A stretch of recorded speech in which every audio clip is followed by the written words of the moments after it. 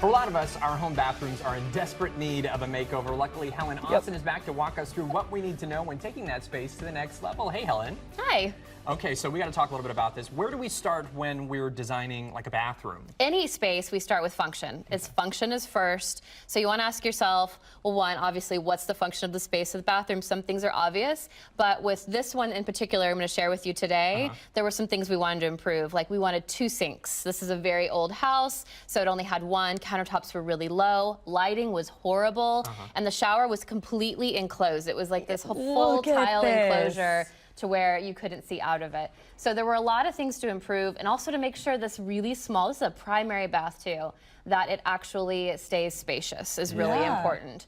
So we did that in a number of ways, and that's kind of the function is always first, because that's what you're actually seeing, and that's the baseline. Yeah, that is night and day. Oh my gosh, that's completely different. So once you figure out the function, how would you say you choose a style for the space? Because I feel like that's always the hardest part for me. There's so many like ideas to choose from. So I consider style to be the components of mood and harmony. Mood meaning how do you want it to feel, and then harmony. And I think harmony is where sometimes a lot of us might miss that. Harmony means harmony within the space of what's inside of there.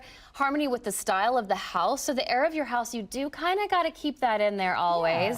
And then with the room that's adjacent. So this is a primary bath. There's a primary bedroom attached that is very dark and moody, modern with lots of curves. So we brought that into this bathroom as well. The lighting is curved.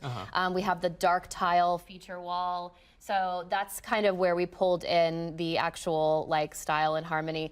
I will say it's a mid-century house, so you can kind of see that reflected in there, but with a little bit more like of an update, not just your typical mid-century style. Yeah, it's gonna be tough sometimes if you're working with an older house or something like that, and you have to find a way to update it while also making it not feel like it's completely separate from the rest of the house. Exactly. I'm sure you were working on a budget in this thing, so where did you splurge? Because there's got to be some trade-offs when you're working on this. Okay, on this one, we splurged on that tile wall. It's not necessary to do a full tile wall, but what that did, it drew the eye up. So now your ceilings, which these are 8-foot ceilings, this is, or you know, a mid-century house, the ceilings are not tall, where we draw the eye up and it makes the room feel bigger. It gives one focal point, which you really do want, especially in a small space. So the rest of the walls are actually very, very neutral, including the shower wall. So that helped with that.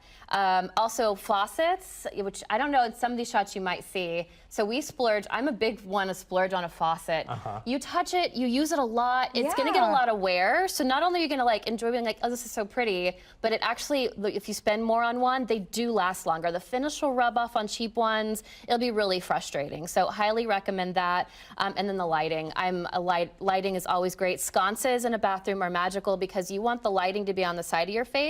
You don't want it above, it casts a shadow. So sconces are great, cost a little more to be wired in, but if you're gutting a bathroom, it's a great time to have them, you know, rough in the electrical for those sconces. But sconces are always my ideal in a bathroom.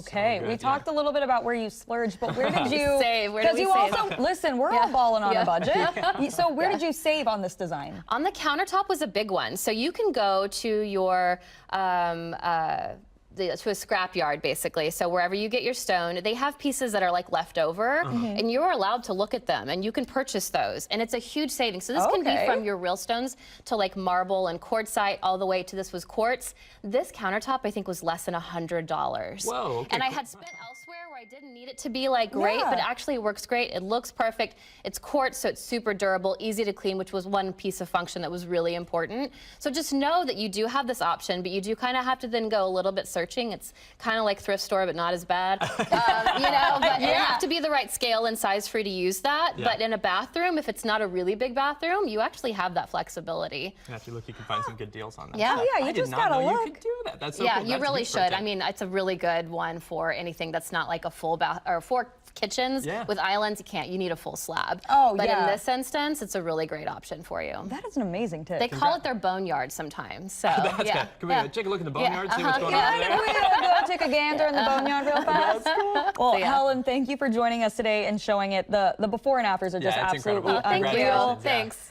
So obviously, guys, for more design inspiration, check out Helen's website at helenausten.com, and be sure to follow Helen